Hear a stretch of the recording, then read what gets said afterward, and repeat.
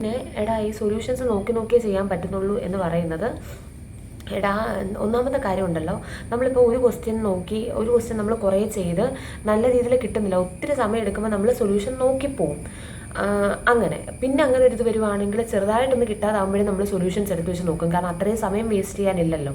ഇപ്പം നമുക്കെന്ന് പറയുന്നത് സാറ്റർഡേ വരെ നിങ്ങൾക്ക് ക്ലാസ് ഉണ്ട് എടുത്ത് നോക്കാം. അപ്പോഴത്തേക്കും നമുക്കെന്ന് പറയുന്നതുണ്ടല്ലോ അവിടെ അത്യാവശ്യം സമയം കിട്ടും.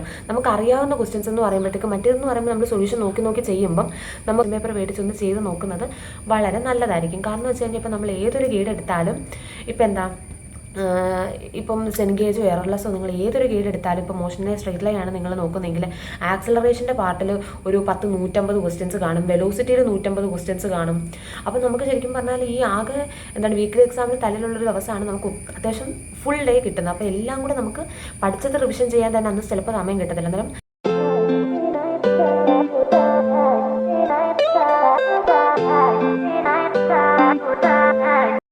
ഹലോ ഗൈസ്, അപ്പോൾ എല്ലാവരും എന്ത് പറയുന്നു? സുഖമായിട്ടിരിക്കുന്നു? ഞാനിവിടെ സുഖമായിട്ടിരിക്കുകയാണ്.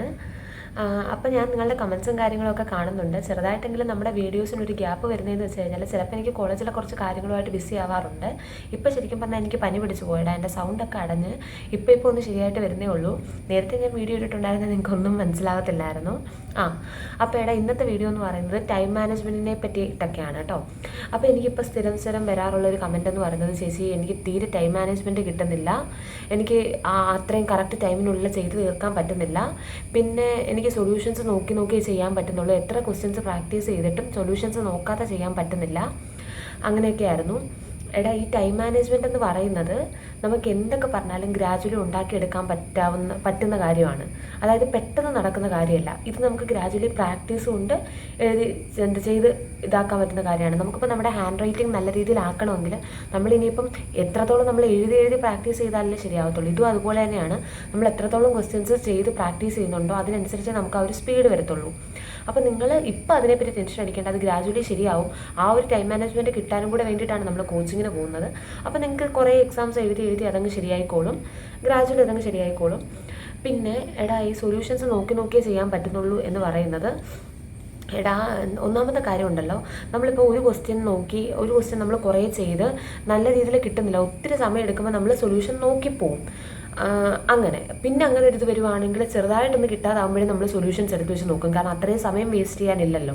ഇപ്പം നമുക്കെന്ന് പറയുന്നത് സാറ്റർഡേ വരെ നിങ്ങൾക്ക് ക്ലാസ് ഉണ്ട്, ആകെ സൺഡേ എന്നുള്ളൊരു ദിവസമേ നമുക്ക് മൺഡേ നടക്കുന്ന വീക്ക്ലി എക്സാമിന് പഠിക്കാനായിട്ട് സമയമുള്ളൂ. അപ്പം നമ്മളെല്ലാവരും ചെയ്യുന്നതെന്ന് വെച്ച് കഴിഞ്ഞാൽ എന്താ ഈ പരമാവധി പെട്ടെന്ന് ചെയ്ത് അത്രയും ക്വസ്റ്റ്യൻസ് പ്രാക്ടീസ് ചെയ്യാനല്ലേ നമ്മൾ നോക്കത്തുള്ളൂ. അപ്പോൾ അതിൻ്റെ ഒരു പ്രശ്നമാണ്. പിന്നീട് ഈ സൊല്യൂഷൻസ് നോക്കി ചെയ്യാനുള്ള ഒരു ടെൻഡൻസി വരുന്നതെന്ന് വെച്ച് കഴിഞ്ഞാൽ നിങ്ങൾ ഒരു ക്വസ്റ്റ്യൻ ചെയ്ത് സൊല്യൂഷൻസ് അതിൻ്റെ ആൻസർ കറക്റ്റ് ആണോ എന്ന് ചെക്ക് ചെയ്യാൻ പോകുന്നതുകൊണ്ടാണ്. മനസ്സിലായോ? ഇപ്പം ഞാനും തുടക്കം അങ്ങനെയായിരുന്നു. അതായത് ഞാൻ ഒരു ക്വസ്റ്റ്യൻ ചെയ്തിട്ട് എനിക്കിപ്പം ഓപ്ഷൻ എ എന്ന് കിട്ടും. ആ ഓപ്ഷൻ എ കറക്റ്റ് ആണോ എന്ന് നോക്കാൻ വേണ്ടിയിട്ട് ഞാൻ അതിൻ്റെ ആൻസർ കീ എടുത്ത് വെച്ച് നോക്കും. അതിൻ്റെ ഓപ്ഷൻ എ കറക്റ്റ് അല്ല, അങ്ങനെയാണ് ഞാൻ പിന്നെ അത് പിന്നെ നോക്കും, അങ്ങനെ എന്നിട്ട് അടുത്ത ക്വസ്റ്റ്യൻ ചെയ്യും. അങ്ങനെയാണെങ്കിൽ നമുക്ക് ഒത്തിരി സമയം എടുക്കൂടാ. അപ്പോൾ നമുക്ക് ചെയ്യാൻ പറ്റുന്ന ഒരു കാര്യം എന്ന് പറയുന്നത് നിങ്ങൾ ഇതുപോലെയോ അല്ലെങ്കിൽ ഇത്തിരി വലിയ ഏതെങ്കിലും ഒരു നോട്ട്ബുക്ക് എടുക്കുക. എന്നിട്ട് ഒരു 1 to 20 വരെ നിങ്ങൾ നമ്പർ ഇടുക. ഇങ്ങനൊരു 1 to 20 വരെ നമ്പർ ഇട്ടിട്ട് നിങ്ങളിപ്പോൾ ഫിസിക്സിലൊരു ക്വസ്റ്റ്യൻ ആണെങ്കിൽ നിങ്ങൾ ചെയ്തിട്ട് നിങ്ങൾക്ക് അതിൻ്റെ ആൻസർ കിട്ടിയെന്ന് വെച്ചോ. സപ്പോസ് അതിൻ്റെ ആൻസർ ഓപ്ഷൻ എന്ന് കിട്ടിക്കഴിഞ്ഞാൽ അതിൻ്റെ കറസ്പോണ്ടിങ് ആയിട്ട് ഇപ്പോൾ ഞാൻ പറയുന്നത് മനസ്സിലാവുന്നുണ്ടോ? നിങ്ങൾ ഒരു മിനിറ്റേടാ,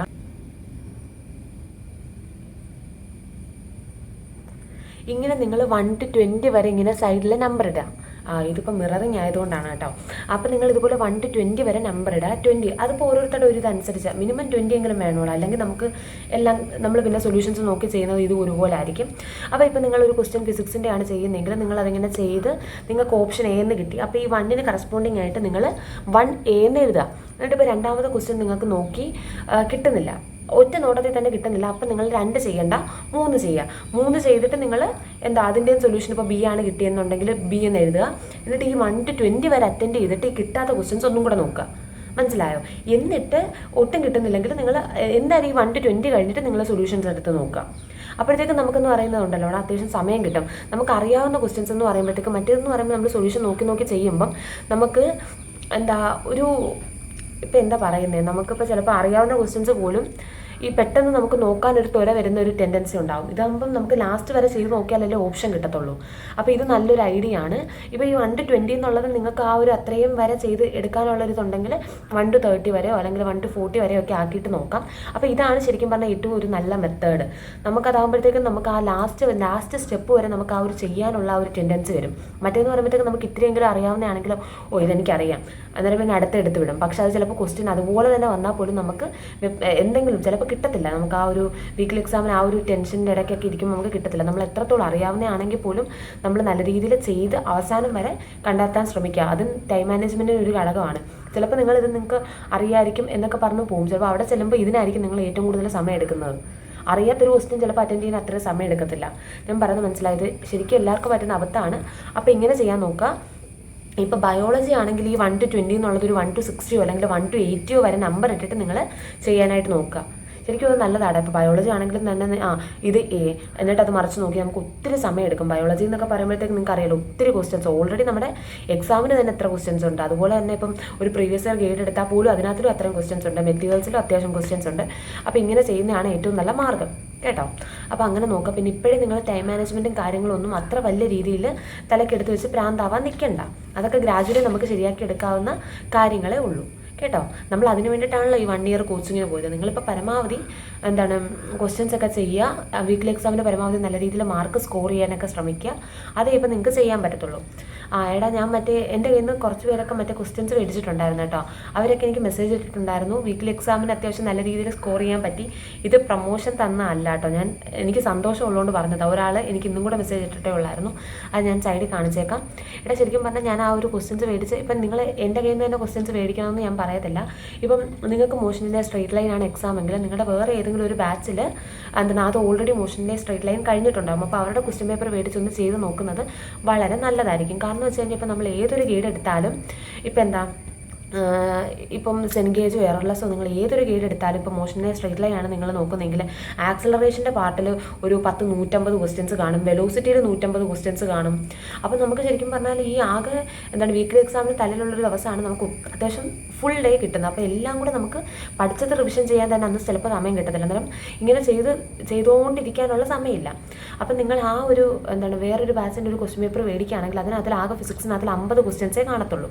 ആ 50 ക്വസ്റ്റ്യൻസിനകത്തിൽ ആക്സിലറേഷനിൽ നിന്നുള്ള ക്വസ്റ്റ്യൻസ് കാണും, വെലോസിറ്റി എന്നുള്ള ക്വസ്റ്റ്യൻസ് കാണും, മറ്റേ ഗ്രാഫിൻ്റെ പാർട്ടിൽ നിന്നുള്ള ക്വസ്റ്റ്യൻസ് കാണും. അപ്പോൾ എല്ലാ ഏരിയയും നമുക്കൊന്ന് ടച്ച് ചെയ്യാൻ പറ്റും. നിങ്ങൾക്ക് സമയക്കുറവുണ്ടെങ്കിൽ അത് ശരിക്കും നല്ലൊരു ഓപ്ഷനാണ്. നമ്മളെന്തായാലും ഇപ്പോൾ ആക്സിലറേഷനോ വെലോസിറ്റിയോ സ്കിപ്പ് ചെയ്ത് പോയി എക്സാം എഴുതുന്നതിലും അതെന്തായാലും നല്ലൊരു ഓപ്ഷനാണ്.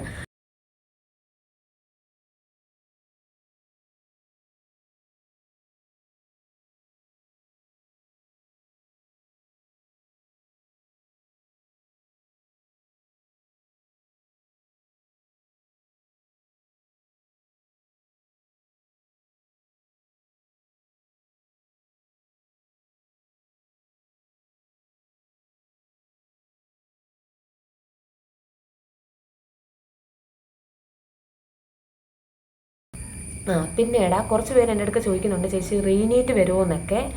അത് ശരിക്കും പറഞ്ഞാൽ നമുക്ക് പ്രെഡിക്റ്റ് ചെയ്യാൻ പറ്റത്തില്ല. പിന്നെ കുറച്ച് പേര് പറഞ്ഞിട്ടുണ്ടായിരുന്നു JP's ക്ലാസ്സസും റേസും ഒക്കെ അങ്ങനെ പറയുന്നുണ്ടല്ലോ ചേച്ചി റീനീറ്റ് വരാൻ ചാൻസ് ഉണ്ട്. നിങ്ങളിപ്പം റീനീറ്റ് വരും എന്നങ്ങ് 100% പ്രതീക്ഷിച്ചിരിക്കണ്ട. കാരണം നമുക്ക് പറയാൻ പറ്റത്തില്ലടാ. എൻ്റെ ആയതുകൊണ്ട് നമുക്കൊന്നും പറയാൻ പറ്റത്തില്ല. നമ്മുടെ മനസ്സിൻ്റെ ഒരു സൈഡിൽ ഇട്ടിരുന്നാൽ മതി. ചിലപ്പോൾ വരും അങ്ങനെ. അല്ലാതെ വരും എന്നും വിചാരിച്ച് പ്രതീക്ഷിച്ച് അങ്ങനെ ഇരിക്കേണ്ട. അഥവാ നമുക്ക് നടത്തിയില്ലെങ്കിൽ നിങ്ങൾക്ക് നല്ല രീതിയിൽ മെൻ്റലി ഡൗൺ ആവും. ഇപ്പോൾ എൻ്റെ സമയത്തെന്ന് പറയുമ്പോഴത്തേക്കും ഞാൻ ഒരു വട്ടം കൂടെ എക്സാം, ഞങ്ങളുടെ സമയത്ത് കോവിഡ് ബാച്ച് ആയിരുന്നു ഞാൻ. അതിന് 2-3 വട്ടം ഞങ്ങളുടെ എക്സാം മാറ്റി. എന്നിട്ട് ഒരു വട്ടം കൂടെ മാറ്റുമെന്ന് ഞാൻ പ്രതീക്ഷിച്ച് ഈ വീഡിയോയുടെയൊക്കെ പുറകെ പോയി ശരിക്കും എൻ്റെ പഠിക്കാനുള്ള ഒത്തിരി സമയമാണ് പോയത്. നിങ്ങൾക്കൊക്കെ ഇപ്പോൾ പഠിക്കാനുള്ളൊരു സമയം പോകത്തില്ലെങ്കിലും ചിലപ്പോൾ നമ്മളൊരു ഡിപ്രഷനിലേക്കൊക്കെ പോകണം. പിന്നെ ഇനിയിപ്പോൾ റീനീറ്റ് വന്നാൽ തന്നെ ഇപ്പം നിങ്ങൾ മറ്റേ സുപ്രീം കോടതിൻ്റെ കേസ് വിധിയായപ്പോൾ കണ്ടോ, ആകെ 10-15 ദിവസം ആ പിള്ളേർക്ക് പഠിക്കാനായിട്ട് സമയം കിട്ടുള്ളൂ. ഇപ്പം അഥവാ റീനീറ്റ് വന്നാൽ തന്നെ ഒരു 10-20 ദിവസത്തിനുള്ളിൽ നിങ്ങൾക്ക് നീറ്റിൻ്റെ എക്സാം കാണും. മനസ്സിലായോ? അത്രയത്തിനിടയ്ക്ക് ഇപ്പം ഒരു 550 വരെ സ്കോർ ചെയ്ത് നിൽക്കുന്ന പിള്ളേർക്ക് പോലും പാടായിരിക്കും പഠിച്ചെടുക്കാനായിട്ട്. മനസ്സിലായോ? അതങ്ങനെ ഒരു ബുദ്ധിമുട്ടുണ്ട്. അപ്പോൾ നിങ്ങൾ വിചാരിക്കുന്ന പോലെ റീനീറ്റ് വന്നാലും അതൊരു സിമ്പിൾ ടാസ്ക് അല്ല.